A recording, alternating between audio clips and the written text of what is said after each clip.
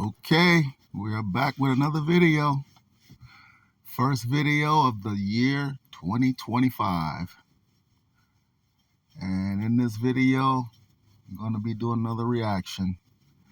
I enjoy doing these reaction videos because I like to show the people the mistakes that all of these investigators, internet sleuths, all these professionals that you have seen over the years. I like to show you the mistakes that they have been making. And the biggest mistake that they have made is not noticing this frame up of the Ramseys. It's clear as day. It's right there in front of your face. And none of them notices it. These videos that I'm making is to make the public aware of this frame up. I mean, it's right there. I'm pointing it out. I'm not making it up. It's not my opinion. I'm just pointing it out. I'm saying, look at this.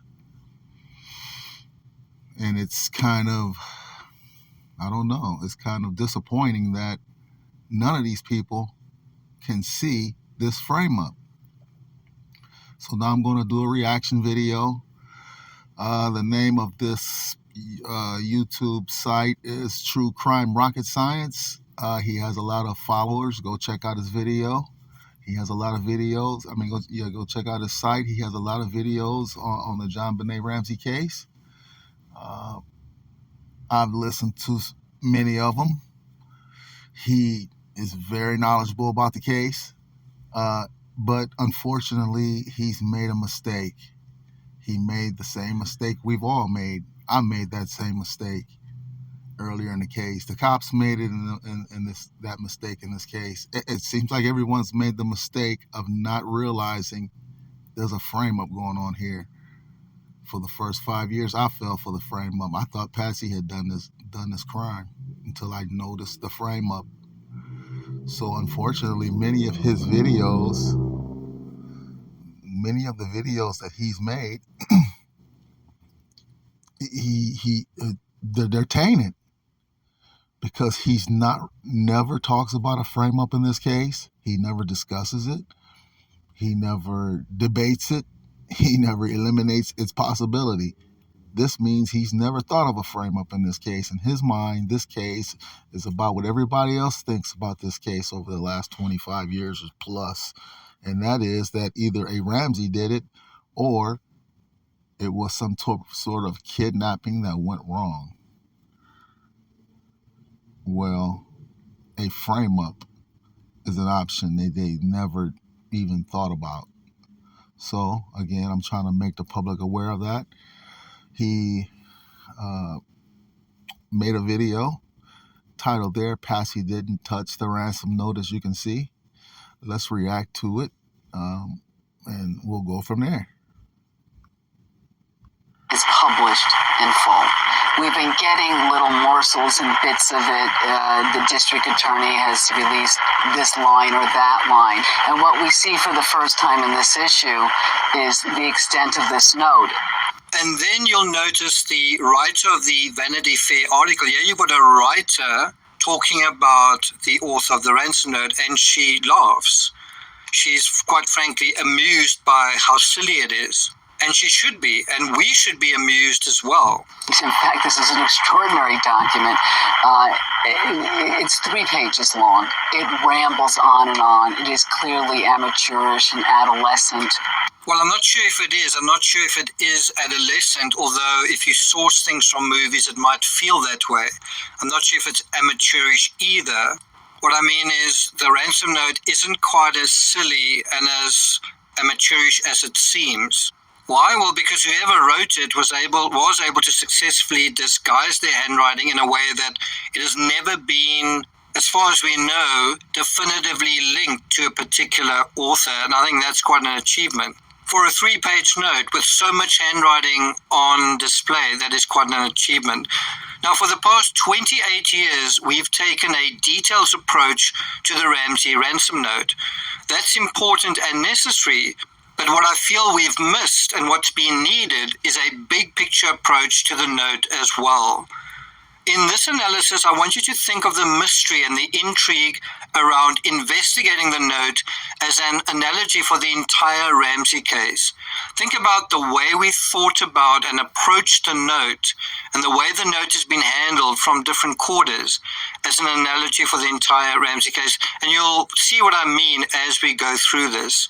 In other words, I want you to see the parallels, the patterns, the similarities surrounding how the ridiculous ransom note was treated and thought about and investigated, and also the transparency or the lack of to the public regarding this note. All of this as an analogy to the entire Ramsey case. And we begin this process by asking a very straightforward question. What was the ransom note really trying to say? If you got your notebooks out, now's the time to write your answer. What do you think the ransom note was really trying to say? Alteration of the crime scene. The purpose of the note is to mislead investigators. Pause it right there. What was the ransom note really trying to say? Great question. And the very first response we get, I believe this is a FBI,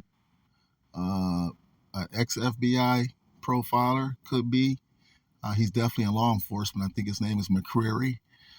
And his first response we get from him is the perpetrator or whoever wrote the note was trying to trick investigators, as you just heard him say. The perpetrator who wrote the ransom note was trying to trick investigators. Let me play it a little bit more. To make them think this is a kidnap for ransom. To make them think that this is a kidnapping for ransom. Okay, this FBI guy has said what many of these investigators and professionals over the years and all these experts have basically told the public. Like I told you before, either Ramsey did it or this was some type of kidnapping gone wrong, and the perpetrator who wrote the ransom note is trying to fool investigators into thinking that this is some type of kidnapping for ransom. This guy couldn't be more wrong. I mean, he's so off base. This frame up has this guy so confused and discombobulated. It's not even funny. And he's not alone. I'm not picking on him. Everybody's like this except myself, who actually can see the frame up going on here. Everybody's confused. Ask yourself, are you confused in this case? Of course you're confused. You're supposed to be confused because this perpetrator wants you to be confused by the type of crime that he created with this frame up. Okay? That's the purpose. Be confused so you won't see who actually did this crime. A perpetrator who's very close to the Ramseys. He couldn't be more wrong. This ransom note is not trying to confuse the investigators. How? Think about it. The Ramseys finds the ransom note. As this guy trying to make the public believe whoever wrote this note is trying to fool investigators. Couldn't be more wrong. They find the ransom note. They call 911. Everybody would expect that as soon as the Ramseys call 911, everyone would expect that the cops would show up and do their job. No one would expect the cops would show up and do what these cops did. Everyone who calls 911 expects professionals to show up and do their jobs. Okay? If these cops showed up and did their job properly, investigating a crime in front of them, locked down the scene, searched the home thoroughly, thoroughly. These cops talking about, when they showed up, there was no footprints in the snow. And how could that's one of the biggest myths in this case. If these cops showed up and there was no footprints in the snow, then why are they waiting around for hours for a phone call from a kidnapper? They can see no one came or left the home. There's no footprints in the snow. So why are they playing this charade for hours? Myth. Okay, there was no footprints on the sidewalk because there was no snow on the sidewalks. There was only snow in the grass. So if you show up, search the home thoroughly, like you're supposed to.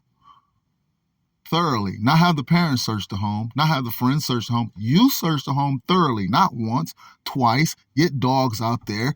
Do what you got to do. If you really believe this child is still in this home somewhere, search it multiple times. Do your job. Find the body. As soon as they find the body, then they will see that it's not a kidnapping. So how is this FBI profiler stating that this perp was trying to fool investigators to think this was a kidnapping for ransom? Whereas if the investigators just showed up, did their job, found the body right away, they would see it wasn't a kidnapping. So, makes no sense what this guy just said. He's confused. This perp has him confused. The perpetrator was actually only trying to trick an audience of two, John and Patsy Ramsey, into thinking it was a kidnapping, not the investigators.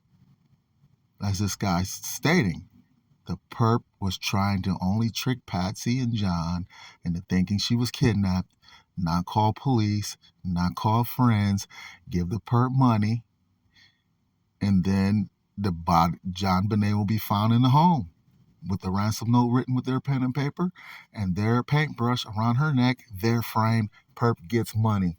That's the purpose of this ransom note. Let's continue listening a little longer. In fact, it's been a homicide. That's what he said. That was incomplete. We need to differentiate between the purpose of the ransom note and what is it trying to say. These are two very different questions with two very different answers. Now, of all the commentators, pundits, and blowhards associated with the Ramsey case, I probably respect McCrary most of all. He's definitely, if not at the top of the list, very close to the top. Another one is Ron Walker. But think about it. Ron Walker is the FBI guy who the cops called that morning.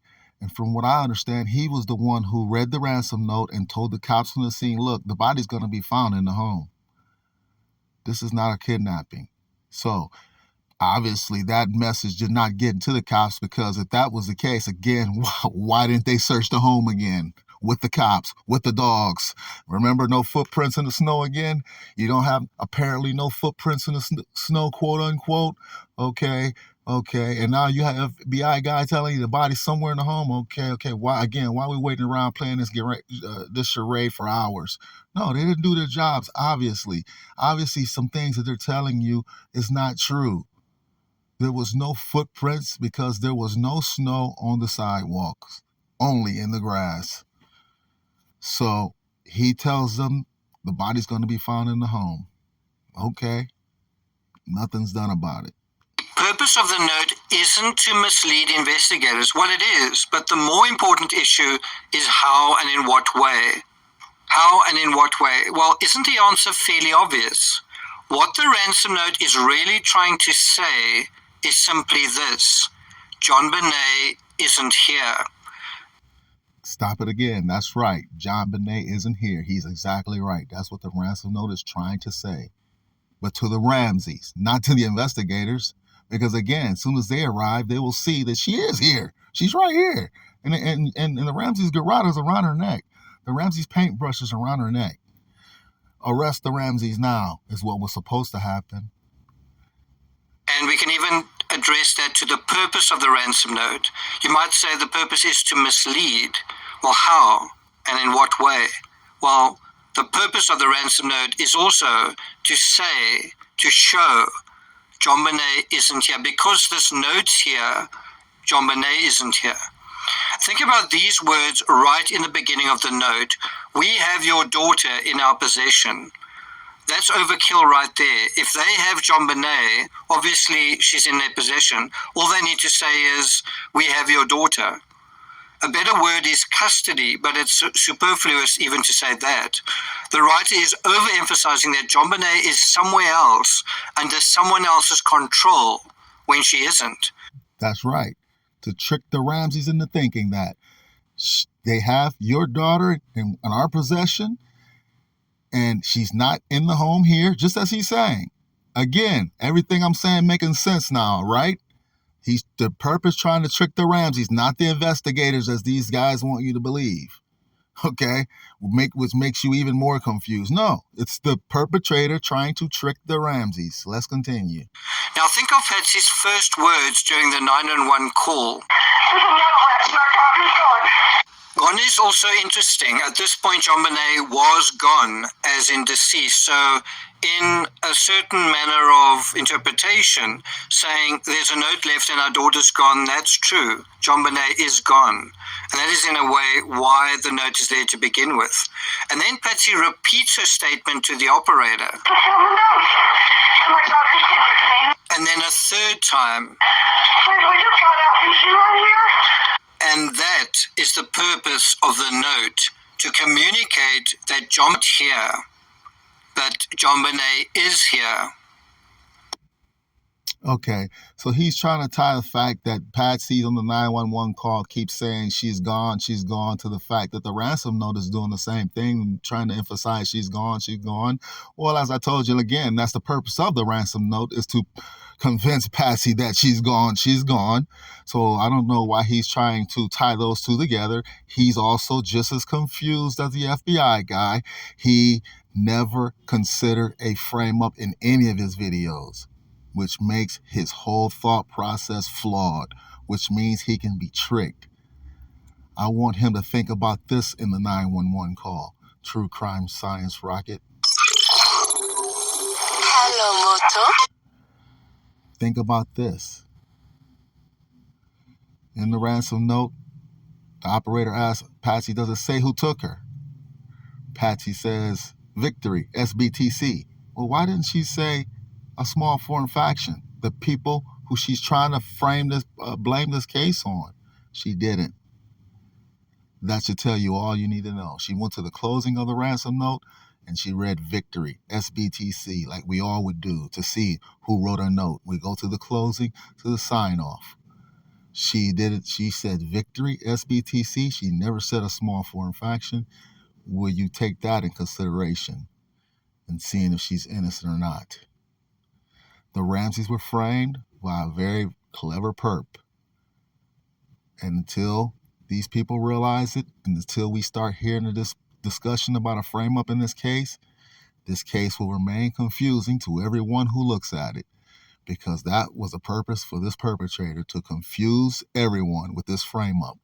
Don't be tricked anymore by this perpetrator. The worst thing you can do is to ignore a frame-up, not pay attention to it, not debate it, not even see it, and be fooled by a perpetrator into thinking the wrong person committed this crime, because that's what this perp wants you to do.